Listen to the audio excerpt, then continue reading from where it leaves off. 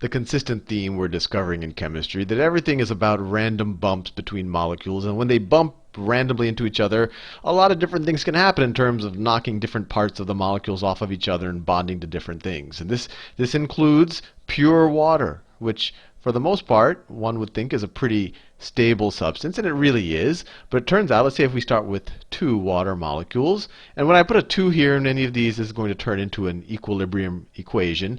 It could represent two molecules, it could represent 2 moles of molecules. What matters is just the ratios in these equations, and I think you know that. But let me just draw 2 for an example. So let's say I have the oxygen end. Let's say I have another oxygen here. They both are attached to some hydrogens.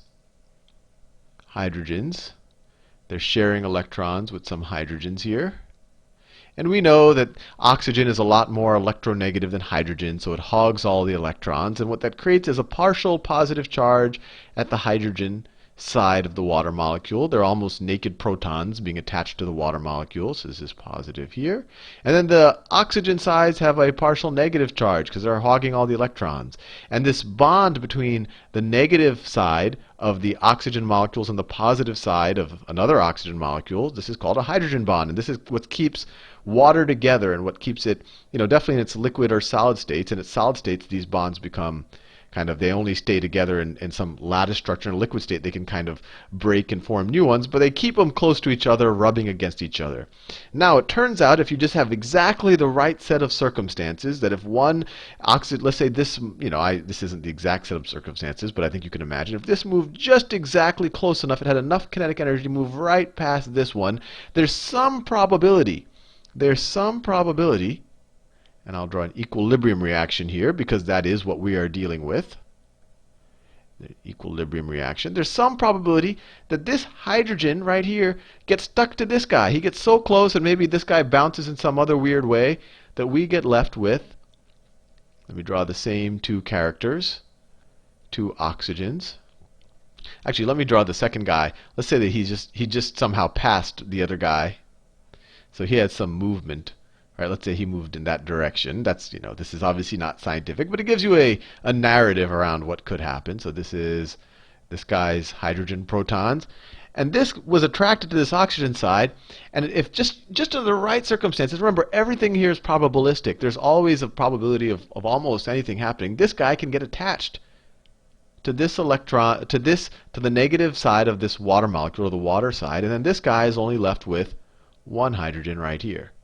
And then this molecule as a whole, this is OH, hydroxide, and it has a minus charge, right? Because now water was a neutral molecule. You had just as many protons and electrons. Now we have 1 less proton than electron. So in this case, you just the hydrogen nucleus itself, which is just a proton, because we learned that hydrogen doesn't have any neutrons in its normal form.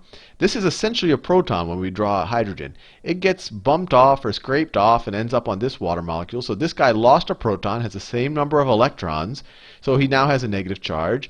This guy has the same number of electrons, but now he's got an extra proton, so he has a positive charge. So this is H3O.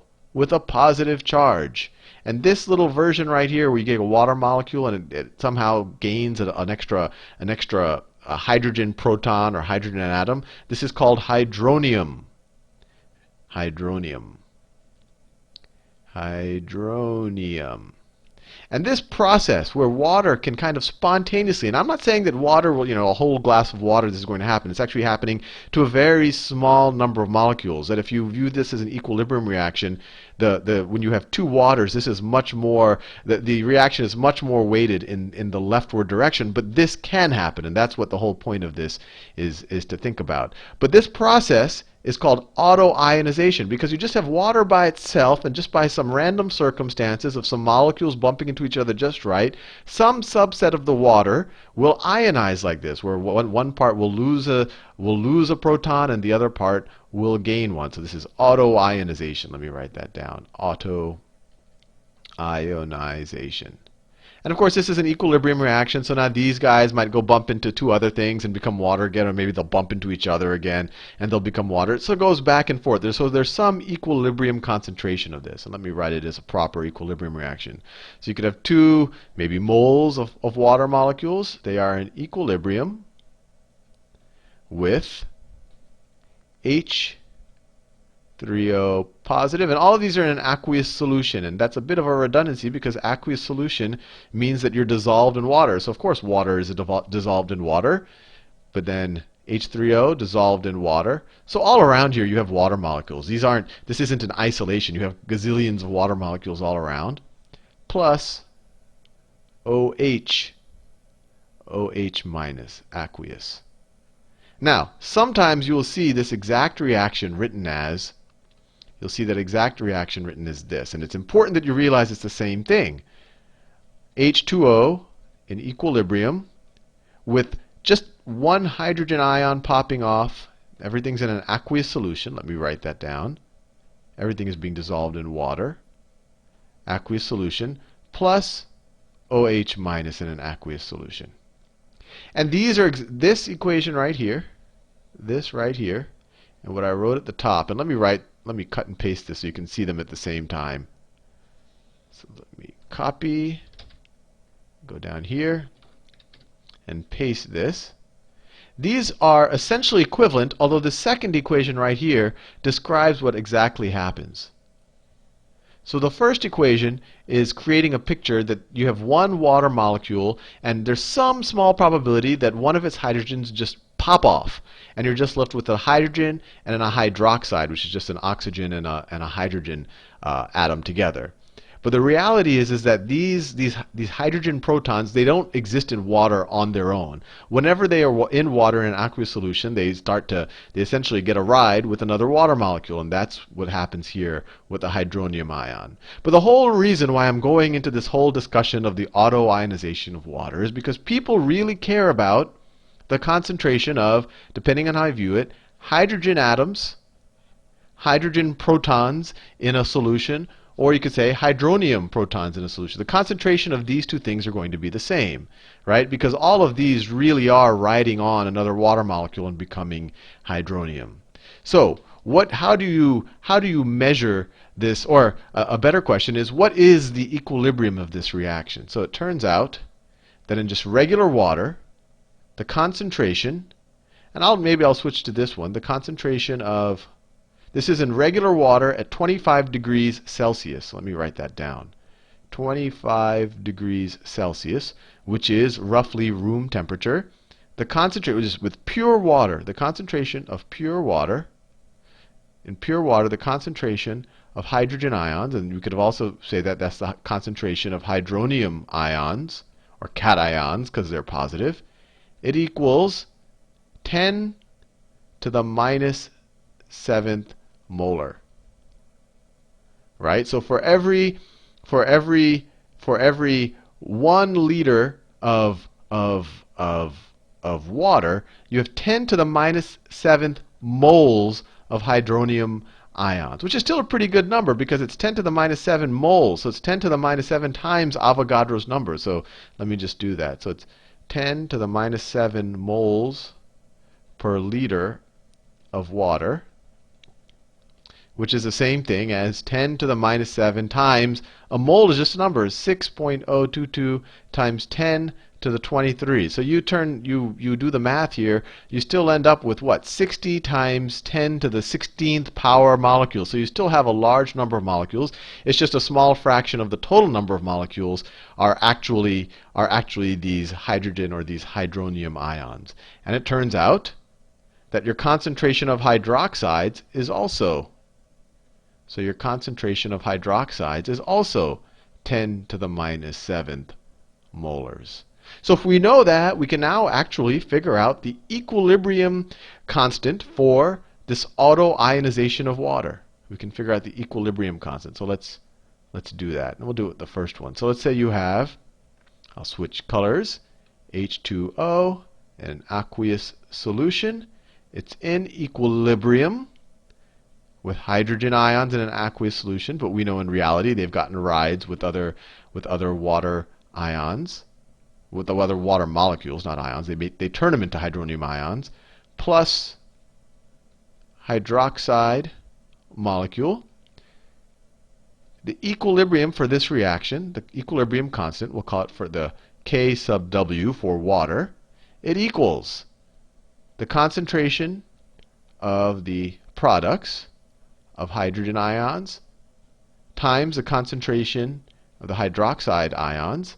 Now, in a normal situation, we would divide it by the concentration of the products, but of the reactants. But in this case, and we learned this before, the reactants are what the solvent is. We are in water, so we won't include this. And if you want the intuition behind that, remember this whole thing comes out from the probability of this is the probability of the backwards reaction happening is related to the concentrations of these two things multiplied by each other, and the probability of the forward reaction happening is related to the probability of finding two of the product of the reactant molecules in one space, and you're always going to find these molecules in some place. So it's just going to be a constant probability that some water spontaneously turns into these two products. So whenever you have a reaction like this equilibrium reaction, and the one side is essentially just a solution, you just don't include it. So the equilibrium, or you could just think of it as a 1 down here. So the equilibrium constant of this autoionization water is right there, and I just gave you what the numbers were at room temperature. So the equilibrium constant is equal to the concentration of hydrogen is 10 to the minus 7 plus, times the concentration of hydroxide is also 10 to the minus 7. So it equals 10 to the minus 14th power. Now, and that's a good thing to memorize, the equilibrium constant of the autoionization of water. And all of this is going to, just so you know, this is all going to lead into acids, because essentially people care a whole bunch about what this concentration ends up being. And we're going to touch on that in a little bit in this video. Now, it turns out that people in chemistry, they for whatever reason, they don't like talking in these terms. They don't like saying 10 to the minus 14th power. So what they do is they take the negative log of things. Negative log base 10. And if logs are intimidating to you, review the videos on logarithms. So what they do is they take the minus log of both sides, minus log. And when someone just writes log without a number, you can assume it's base 10. But they take the minus log of the equilibrium constant. The minus log base 10 of 10 to the minus 14 is equal to, well, 10 to what power is 10 to the minus 14? Well, it's minus 14, right? And then you have that minus in front. You have this minus, and then the log part is just minus 14, is minus 14. And so the minus log of the equilibrium constant of water is equal to 14. And this idea right here, this is called the pKw. pK. Let me put the P in a different color just so you see where it's pKw. But all P means, whenever you see it in chemistry, just means minus log base 10. Minus log base 10. And there's some debate as to what P stands for. I kind of think of it as power, although it's a minus log, it's an exponent, but whatever. It means you're taking the minus log of something. And what it does is it's just a kind of a way to get out of the exponent world, although I think it's nicer to stay in the exponent world because you really know what you're talking about, into some nice clean number like 14. So when someone says that the pKw is 14, all they're saying is that the equilibrium constant, which is just this part right here, is 10 to the minus 14. Now, the same convention is used on the hydrogen concentration. And there's a lot of, the next few videos are all going to revolve around the hydrogen concentration in water, essentially. We'll talk a little bit about what happens when you're outside of water. Now, the hydrogen concentration in water at room temperature, I've told you, has been determined to be 10 to the minus 7 molars. People aren't happy just with that, so what they want to do is do the same thing. They want to take the minus log of both sides, and they define, so they say the pH, and you've probably heard the word pH. It's on a lot of cosmetics, pH balanced. Now you know what it means. They're really just saying that we have the right number of hydrogen ions in our lotion or our perfume or whatever we're trying to sell you. So the pH is equal to the minus log of the hydrogen ion concentration, which is equal to the minus log, remember it's just base 10 if I don't specify otherwise, of 10 to the minus 7, which is equal to, well, the 10 to what power is 10 to the minus 7? This is equal to minus 7. Then we have the minus outside, so then this becomes 7. Now, you can do that same exercise for the pOH. pOH, the concentration of hydroxide ions. Well, it's the negative log of the hydroxide concentration. The hydroxide concentration we saw was the same concentration as the water concentration. Oh, no, I didn't write it there. Where did I write it? Right there. 10 to the minus 7th molar. So water has the same number of hydroxides and hydrogen ions, and that's because this water is just dissociating into the two of them. But of course, this is equal to minus 7, right? Log based, this number right here is 10 to the minus 7, so it equals 7. So the pH and the pOH of water is both equal to 7. Now, in the next few videos, we're going to start covering the notion of acids and bases. And it turns out that an acid is just something that increases the hydrogen concentration. Well, that's one version of acids. We'll talk about other broader definitions, but it's called the Arrhenius acid, which we'll talk about in the next video. But if something is making the hydrogen concentration go up, if we put something in water that makes that go up, what's that going to do to the pH? Well, if this number right here goes up, then the log of that number is going to go up, but then the minus log of that number, so let's say, for example, 10 to the minus 7, that's all good, but let's say we take it from 10 to the minus 7, so at 10 to minus 7, that's kind of just neutral water doing nothing. We have a pH. pH is 7. We just figured out this calculation.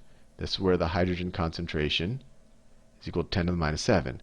Now let's say we were to do something to the water where the hydrogen concentration were to increase. So we add hydrogen. We add concentration of hydrogen to, let's say, 10 to the minus 3. This is obviously a much higher concentration of hydrogen than that. So the hydrogen concentration is now 10 to the minus 3. What's our new pH? So the new pH is going to be equal to the minus log base 10 of 10 to the minus 3. That's equal to that minus there. 10 to the minus 3 power is equal to 10 to the minus 3. So it's minus 3. So this becomes plus. So now our pH is equal to 3. So the big takeaway from this is we care about the hydrogen concentration. When something increases the hydrogen concentration, that is considered an acid. And that when you increase the hydrogen concentration, when you put an acid into an aqueous solution, you are lowering the pH. So the lower the pH, the more acidic you have, or the higher concentration of hydroxide ion, of hydrogen protons you have. And we'll talk in the next video about the opposite of that, which is basic things. And bases increase the concentration of hydroxide. Anyway, see you in the next video.